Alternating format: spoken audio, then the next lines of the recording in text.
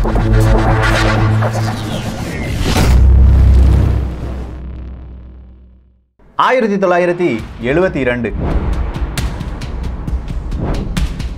ஒரு காட்டுப்பகுதி. அந்த காட்டுப்பகுதிக்குள்ள பாகிஸ்தான்ல இருந்து ஒரு 5-6 தீவிரவாதிகள் இருக்காங்க. அவங்கள பிடிச்சிட்டீங்கன்னா கண்டிப்பா பங்களாதேஷ் அப்படிங்கிறத பிரித்து விட்டுறலாம். அவங்க ரொம்ப பெரிய சதி செயல் செஞ்சுட்டு இருக்காங்க அப்படிங்கிற ஒரு ரிப்போர்ட் நம்முடைய உளவு பிரிவுக்கு கிடைக்கிறது. அதாங்க ரிசர்ச் அண்ட் அனலைசிஸ் விங் அப்படிங்கிற அந்த ஒரு பிரிவுக்கு கிடைக்கிறது. 4 சோல்ஜர்ஸ், ராணுவ வீரர்கள் மட்டும்தான் இந்த ஆபரேஷன்ல போக போறாங்க. இந்த 4 வீரர்கள் யாராக இருக்கும்? எதுக்காக 4 வீரர்களை மட்டும் அனுப்புகிறது இந்தியா? இந்த உளவு செய்தியை சொன்னது ரா அப்படிங்கறத நம்ம பார்த்தோம். அந்த ரா அப்படிங்கிற அமைப்பு ஏற்பட காரணம் என்ன? இந்த அமைப்பு இந்த ஒரு ஆபரேஷனை மட்டும்தான் செஞ்சிருக்காங்களா? இந்த அமைப்பில் எப்படிப்பட்ட ஆட்கள் சேர்க்கப்படுகிறார்கள்? பல கேள்விகள். இது ரா பாகம் 1. அன்பு தமிழஞ்சங்களுக்கு தமிழ் பொக்கிஷத்தின் வணக்கங்கள்.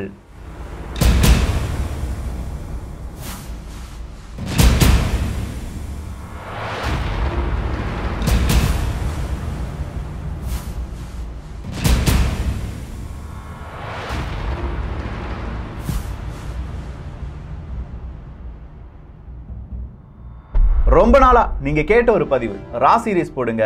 மொசாடுலாம் யாருடையது? இஸ்ரேலினுடையது. அதெல்லாம் எனக்கு எதுக்கு? இந்தியாவை சேர்ந்த பல நபர்களுடைய இந்த மாதிரியான உளவு பிரிவு, அதனுடைய அமைப்பு, அடுத்ததா வந்த அஜித் தோவால் அவர்களுடைய வரலாறு, இதை பத்தி சொன்னா கொஞ்சம் நல்லா இருக்குமே அப்படிங்கிற அந்த குரல் இன்று தமிழ் பொக்கிஷம் சார்பாக எதிரொலிக்கிறது ரா சீரிஸ் அப்படிங்கிற ஒரு பிளேலிஸ்ட் வழியாக. இந்த ரா அப்படிங்கிற இந்த ஒரே ஒரு உளவமைப்பு வாழ்க்கையில பல நாடுகளும் சந்திக்காத பெரிய பெரிய கஷ்டங்களை இந்தியா சந்தித்தது அப்படின்னு சொல்லலாம். 1947 இந்தியாவுக்கு சுதந்திரம் கிடைக்குது. இந்தியாவுக்கு சுதந்திரம் கிடைத்த பிறகு நம்முடைய வளங்கள் எல்லாமே திருடு போகின்றன. திருடிவிட்டு தான் நமக்கு சுதந்திரம் அப்படிங்கிறது கொடுக்கப்படுகிறது என்கிற உண்மையை 1965 சீரீஸா இருக்கட்டும், இல்ல கடைசியா நம்ம பார்த்த சீரீஸா இருக்கட்டும், அதுல எல்லாத்துலயுமே டிஃபைன் பண்ணியிருந்தோம். ஒரே ஒரு வீடியோ இருக்கு, அதுக்கான லிங்க் கீழே டிஸ்கிரிப்ஷன்ல இருக்கு. பார்க்காத நபர்கள் பார்த்து விடுங்கள். பல உண்மைகள் அங்கே உங்களுக்கு தெரிந்துவிடும். சோ இப்படிப்பட்ட நேரத்துல இந்தியாவை ஆண்ட நேரு அவர்களாக இருக்கட்டும், இல்லாட்டி பல தலைவர்களாக இருக்கட்டும், என்ன நினைக்கிறாங்க? எப்படியாவது இந்தியாவை வளர்ச்சி பாதைக்கு கொண்டு போக வேண்டும். அண்டை நாடுகளை பத்தி கவலைப்படாதப்பா, அவங்க நம்ம நாட்டு நண்பர்கள், கண்டிப்பா நமக்கு உதவிதான் செய்வாங்களே தவிர உபத்திரம் செய்ய மாட்டாங்க அப்படின்னு சொல்லி நம்பிக்கிட்டே இருந்துட்டார். ஆனா 1947-48 பாகிஸ்தான் நம்மகிட்ட வம்புக்கு வருது. 1961 மறுபடியும் சீனா நம்மகிட்ட வம்புக்கு வருது. 1965 மறுபடியும் பாகிஸ்தான் நம்மகிட்ட வம்புக்கு வருது. இப்படின்னு சொன்ன உடனே கம்யூனிசம் நம்முடைய நட்பு நாடு, சீனா நம்முடைய நண்பன் அப்படிலாம் சொல்லிட்டு இருக்கும்போது அங்கே மிகப்பெரிய ஒரு பிரச்சனை வருது. அன்னைக்குதான் நேரு அவர்களுக்கு தெரியுது, கண்டிப்பா இப்படியே விட்டா சரி வராது. நம்முடைய டிபார்ட்மெண்ட், நம்முடைய உளவு அமைப்பை கொஞ்சமா பெரிதுபடுத்த வேண்டும் அப்படிங்கிற மிக முக்கியமான ஒரு முடிவை எடுக்கிறார். இந்த முடிவுக்கு மத்தியில பலவிதமான பிரச்சனைகள் வருது. யாரை இந்த மாதிரியான உளவு படைக்க தலைவரா மாற்றலாம் அப்படிங்கிற ஒரு கேள்வி வருது. அந்த கேள்விக்கு மத்தியில ஒரே ஒரு பெயர் உயர்ந்து வருகிறது. அதுதான் ஆர்.என். கவ் அவர்கள். So R. N.. கவ் அவர்கள் இவங்க எப்படி இந்த உளவுப்படையினுடைய தலைவராக மாறினார்? இதெல்லாம் வரும் காலத்தில், அதுவும் அடுத்தடுத்த நாட்களில் பார்க்க போகிறோம். அப்படின்னா இப்போ நடந்த முக்கியமான சில ஆபரேஷன்ஸ், அதை ஆர்.என். கவ் எப்படி கையாண்டார் அப்படிங்கிறதை பற்றி பார்க்க போகிறோம். ஒரு உளவு செய்தி வருது. இதெல்லாம் 1972, அதாவது ரா அப்படிங்கிற அமைப்பு ஏற்பட்டு ஒரு 4-5 வருஷத்துக்கு பிறகு. அந்த உளவு செய்தியில் என்ன சொல்லியிருக்காங்கன்னா, பாகிஸ்தான் 2 நிலப்பரப்பா இருக்கு. உன்னுடைய ரைட் அண்ட் லெஃப்ட்ல பாகிஸ்தான் இருந்து வருகிறது. கண்டிப்பா ரைட் சைடில் இருக்கக்கூடிய பாகிஸ்தான் என்ன செய்யணும்? அதை வேறொரு நாடா மாற்ற வேண்டும். அங்கே புரட்சி வெடிக்கிறது. அதுக்கு இந்தியா சப்போர்ட் கொடுக்கணும் அப்படின்னு சொல்றாங்க. ஸோ 1971 நடந்த பங்களாதேஷனுடைய அந்த சுதந்திர போராட்டத்திற்கு இந்தியாவின் சார்பு மிக முக்கியமானதாக இருந்தது. அதற்கு மிக முக்கியமான ஒரு காரணமாக அமைந்ததுதான் இந்த ரா அப்படிங்கிற அமைப்பு. அந்த உளவு செய்தியில பங்களாதேஷ், இப்போதைய பங்களாதேஷ், பண்டைய பாகிஸ்தான், அந்த இடத்துக்குள்ள ஒரு டென்ட் அமைத்து 4-5 தீவிரவாதிகள் இருக்காங்க. ஆனா அந்த இடத்துல மிகப்பெரிய ராணுவ நடவடிக்கை எதுவுமே செய்ய முடியாது. குறிப்பா இதை நாம தான் செஞ்சோம், இந்தியா தான் செஞ்சோம் அப்படிங்கிற ஒரு சின்ன இன்ஃபர்மேஷன் கூட வெளியில போயிடக்கூடாது. இந்த மாதிரியான ஒரு உளவு செய்தி இந்திய ராணுவத்துக்கு கிடைக்கிறது. இந்த செய்தியை சொன்னது யார் அப்படின்னு கேட்டீங்கன்னா, ஒரு சோர்ஸ்.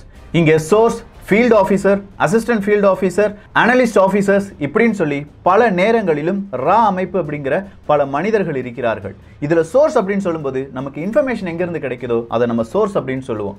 களப்பணியாளர்கள் அப்படின்னு சொல்லுவோம் பாருங்க. உதாரணத்துக்கு அஜித் தோவால் அவர்கள், அவர் ஒரு களப்பணியெல்லாம் செய்தார். 7 வருடங்கள் பாகிஸ்தானுக்கே போனார் அப்படின்னு சொன்னோம். ஸோ அதே மாதிரி ஃபீல்ட் ஆஃபீஸர்ஸ் இருக்காங்க.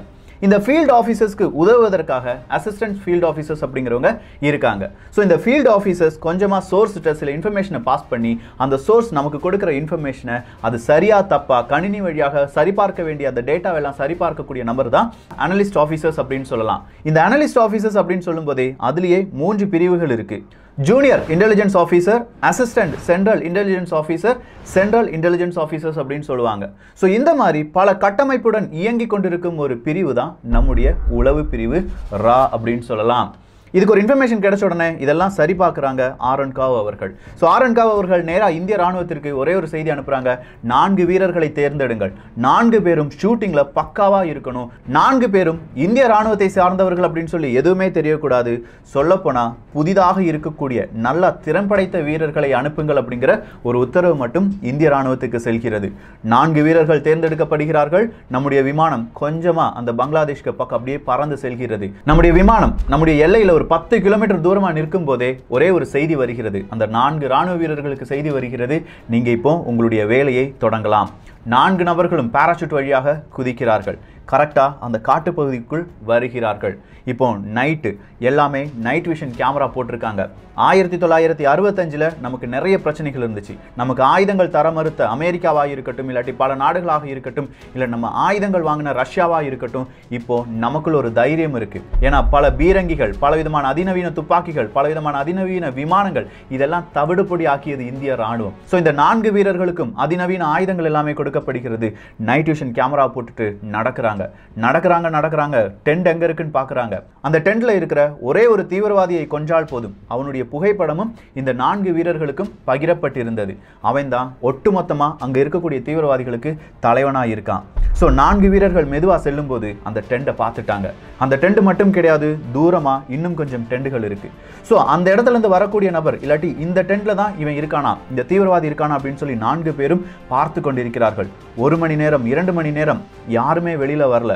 ஸோ கொஞ்சம் கொஞ்சமா நம்முடைய ராணுவ வீரர்கள் அப்படியே வெயிட் பண்ணிட்டு இருக்கும்போது தான் ஒருத்தன் வெளியில வாரான். அந்த தீவிரவாதி கரெக்டா அந்த போட்டோல இருக்கிற தீவிரவாதி எதுக்கு வெளியில வந்தான்னு தெரியல. இந்த தருணத்தை கரெக்டா பயன்படுத்தி கொண்டார்கள் நம்முடைய ராணுவ வீரர்கள். மிக முக்கியமான ஒரு நபரின் துப்பாக்கியிலிருந்து ஒரு தோட்டா செல்கிறது. அவருடைய மூளையை பதம் பார்க்கிறது. அந்த இடத்திலேயே மரணம் அடைகிறான் அந்த தீவிரவாதி. ஆனால் நம்முடைய ராணுவ வீரர்கள் அத்தோடி நிப்பாட்டலை. ஏன்னா அந்த டென்ட்டுக்குள்ளே யாராவது இருந்தாங்கன்னா கண்டிப்பாக அவங்க என்ன போட்டுருவாங்க, சப்தம் போட்டு மிகப்பெரிய பிரச்சனையை ஏற்படுத்தி விடுவார்கள் அப்படின்னு சொல்லி 3 ராணுவ வீரர்கள் அந்த டென்ட்டுக்குள்ளே போகிறாங்க. அங்கே போய் அந்த டென்ட்டில் மீதம் இருக்கக்கூடிய அந்த தீவிரவாதிகளை கொள்கிறார்கள். இந்த 3 ராணுவ வீரருக்கும் பேக்கப்பாக இருக்கக்கூடிய வேறொரு ராணுவ வீரர் எதிர்பாராவிதமாக கண்ணிவெடியில் சிக்கி உயிரிழக்கிறார். அப்படி கண்ணிவெடியில் சிக்கி உயிரிழக்கும் போது அவருடைய உடல் வந்து கீழே வந்து விழுகுது. ஸோ அந்த உடலை கொண்டு செல்லலாமா அப்படின்னு சொல்லி இந்த 3 ராணுவ வீரர்களும் பேசிக்கொண்டிருக்கும் போது ஒரு ராணுவ வீரர் சொல்றாரு, எக்காரணம் கொண்டும் இந்த மாதிரியான உடலை இங்கே விட்டு செல்லக்கூடாது. அப்படி விட்டு சென்று விட்டோம் என்றால் அது எதிரிகளுக்கு இந்தியா தான் செய்தது அப்படின்னு சொல்ற மிக முக்கியமான ஒரு எவிடன்ஸ் கிடைச்சணும் அப்படின்னு சொன்ன உடனே 2 ராணுவ வீரர்களை முன்னாடி செல்ல விட்டு ஒரு ராணுவ வீரர் அந்த ராணுவ வீரருடைய உடலை தூக்கி சுமக்கிறார்.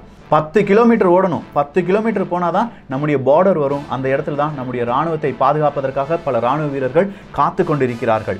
ஆனால் இந்த கண்ணிவெடி சப்தம் கேட்டு மீதம் இருக்கும் டென்ட்ல இருக்கிற தீவிரவாதிகள் நம்முடைய ராணுவ வீரர்களை பார்த்து ஓடி வருகிறார்கள். இந்த ராணுவ வீரரையும் சுமந்து செல்லக்கூடிய அந்த ராணுவ வீரர் எதிர்பாராவிதமாக கீழே விழுகிறார். அப்படி கீழே விழக்கூடிய அந்த ராணுவ வீரரை பார்த்து தீவிரவாதிகள் வருகிறார்கள். முன்னாடி போனாங்க பாருங்க அந்த 2 ராணுவ வீரர்கள், அவர்கள் இந்த தருணத்திற்காக காத்து கொண்டிருந்தார்கள். கொஞ்சமா விலகி நின்று இப்போது நம்முடைய 3 ராணுவ வீரர்கள் எதிரில் இருக்கக்கூடிய 10-12 தீவிரவாதிகள் அத்தனை நபர்களுக்கு இடையே ஒரு துப்பாக்கிச்சூடு என்பது நடத்தப்படுகிறது. 3 வீரர்கள் 12 தீவிரவாதிகளை கொள்கிறார்கள். நம்முடைய ராணுவ வீரர்களுடைய வந்த வேலை முடிந்தது. நம்ம நாட்டுக்கும் சென்று விட்டார்கள். நம்முடைய வீரரையும் கொண்டு வந்து விட்டார்கள். எந்த நாட்டுக்காரனும் இப்படிலாம் செய்ய மாட்டான். செத்தா செத்துட்டு போட்டு அந்த பிணம் தானே அங்கே போட்டுட்டு வந்துருங்க அப்படின்னு சொல்ற பாகிஸ்தான் எங்க இருக்கு?